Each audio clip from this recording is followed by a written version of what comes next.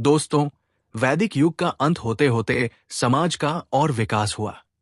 अब समाज वर्ण व्यवस्था और जनपद के अंतर्गत बढ़ गया था।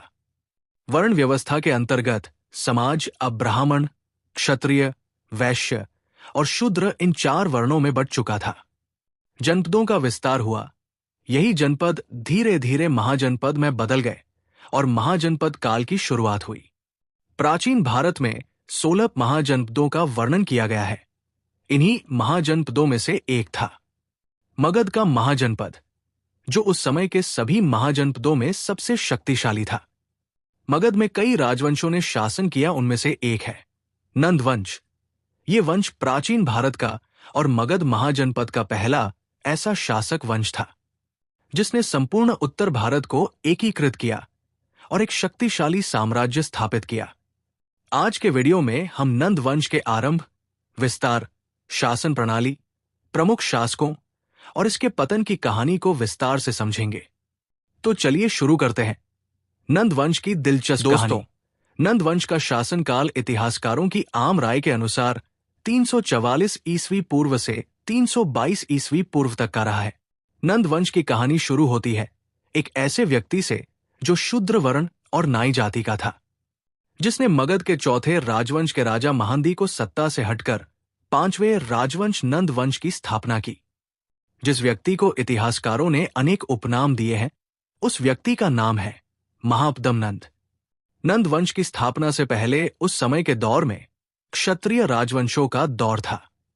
नंद वंश भारत का पहला गैर क्षत्रिय शूद्र राजवंश था। क्षत्रियों का विनाश करने के कारण महापद्म नंद को सर्वक्षत्रांतक नाम दिया गया। उसे परशुराम और उग्रसेन भी कहा गया है। महापद्म नंद के अन्य उपनाम हैं एकराट। महापद्म नंद को भारत का प्रथम ऐतिहासिक सम्राट भी कहा जाता है।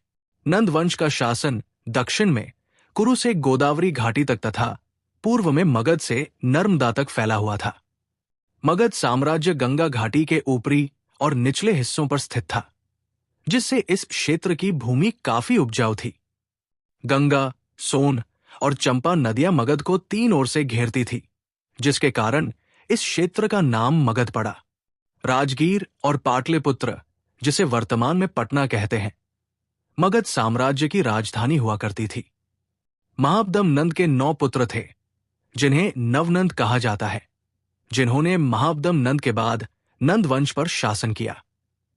इन 9 पुत्रों के नाम हैं पंडुक नंद, पांडुक्ति, भूतपाल, राष्ट्रपाल, गोविशानक, दशसिद्धक, कैवर्तक, कर्कट, धननंद। नंद वंश का अंतिम राजा धनानंद था, जिसके समय में सिकंदर भारत आया था।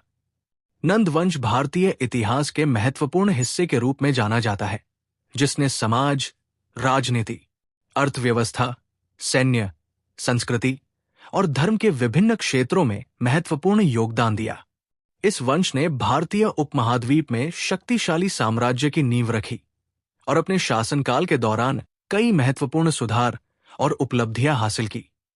महापद्म नंद को केंद्रीय शासन पद्धति यानी सेंट्रल एडमिनिस्ट्रेशन सिस्टम का जनक भी कहा जाता है, क्योंकि उन्होंने अपने समकालीन अन्य महाजनपदों को जीतकर एक सुदृढ़ केंद्रीय प्रशासन की नींव रखी थी।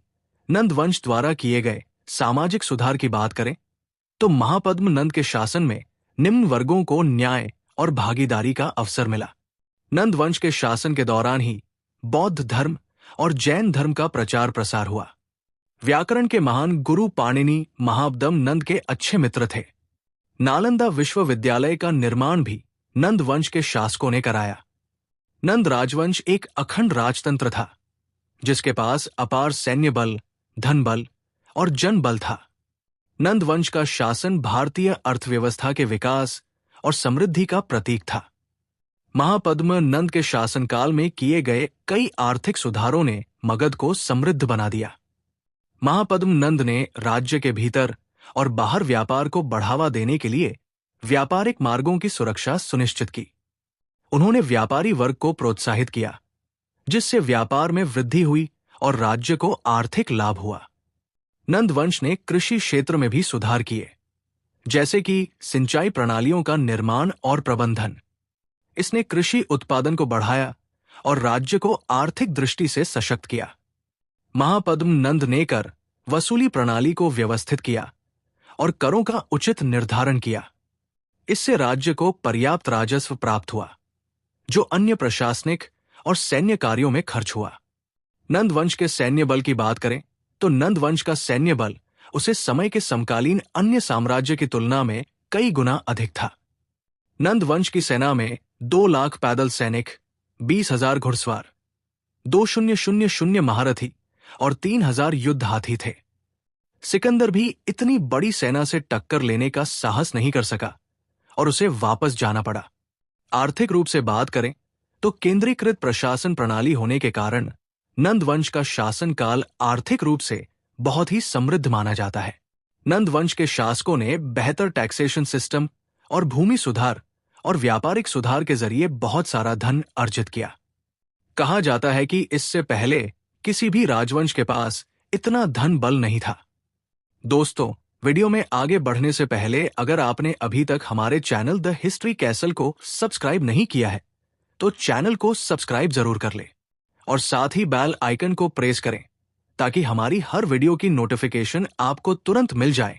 तो वीडियो को कंटिन्यू करते हैं। दोस्तों, हर राजवंश की तरह नंद राजवंश का भी एक समय बाद अंत हो गया। आइए जानते हैं नंद वंश के अंत की कहानी।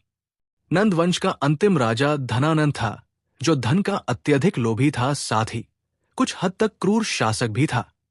राजा घनानंद ने धन के लालच में अपनी प्रजा पर तरह तरह के कर लगाने शुरू कर दिए, जिससे जनता में असंतोष व्याप्त हो गया और जनता राजा धनानंद के खिलाफ हो गई। इसके साथ में ही एक और घटना हुई जिसमें नंद वंश का अंत हो गया, जैसा कि हम लोग जानते हैं। राजा जहां नंद के समय में ही सिकंदर ने भारत पर आक्रमण किया था। ये बात आचार्य चाणक्य को पहले पता हो चुकी थी कि सिकंदर भारत में हमला करने वाला है। आचार्य चाणक्य राजा धनानंद के पास जाते हैं और राजा धनानंद से अनुरोध करते हैं कि राजा धनानंद एक महान और शक्तिशाली राष्ट्र अध्यक्ष होने के नाते सिकंदर को भारत पर हमला करने से रोके। लेकिन धनानंद ने भरे दरबार में आचार्य चाणक्य को भला बुरा कहा और उनका अपमान करके दरबार से बाहर निकाल दिया। आचार्य चाणक्य इस अपमान को सहन नहीं कर सके और उन्होंने प्रतिज्ञा की जब तक नंद वंश का सर्वनाश नहीं कर देंगे तब तक वो चैन से नहीं बैठेंगे। उन्होंने प्रतिज्ञा की कि राजा घनानंद के रक्त से ही वो अपने केस को धोएंगे। इसके बाद आचार्य चाणक्य की मुलाकात चंद्रगुप्त मौर्य से होती है, जिन्हें शिक्षा देकर आचार्य चाणक्य इस योग्य बना देते हैं कि वो नंद वंश का खात्मा कर सके। उसके बाद चंद्रगुप्त मौर्य ने राजा धनानंद की हत्या करके एक शक्तिशाली साम्राज्य, मौर्य साम्राज्य, स्थापित किया। इस प्रकार नंद वंश का शासन समाप्त हो गया। दोस्तों, आपको ये वीडियो कैसी लगी? वीडियो अच्छी लगी हो तो इसे लाइक और शेयर करना ना भूले। मिलते हैं अगली वीडियो में, तब तक के लिए धन्यवाद। जय हिंद, जय भारत।